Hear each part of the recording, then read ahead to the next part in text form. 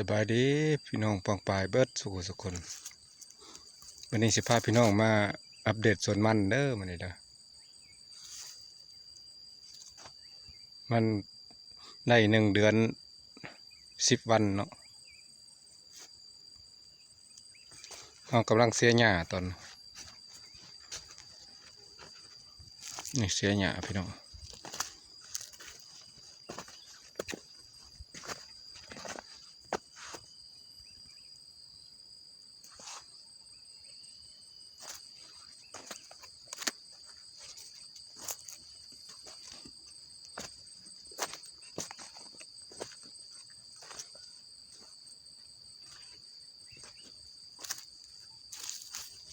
นี่แม่นแป้งนี่แม่นเฮาใส่สูตรน้ำหมักมียาเร่งรากเนาะแล้วก็น้ำหมักยอดกล้วยน้ำหมักผักแล้วก็น้ำหมักหมักไหม้เนาะที่เฮาใส่แส่ละมันให้พี่น้องเบิ่งโอ้มันแตกกิ่งดีขนาดพี่น้องเลยแตกยอดไว้สูตรนี่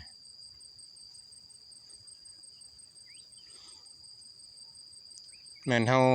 เสียหญ้าแล้วเฮาก็สิใช้ทำการฉีดทางใบอีกเนาะพี่น้องตอนนี้ยังบ่มีเวลาฉีดพี่น้องเลย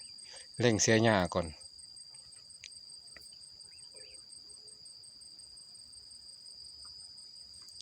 ฉีดก็เฮาสิใช้น้ำหมักฉีดทางใบเนาะใช้น้ำหมัก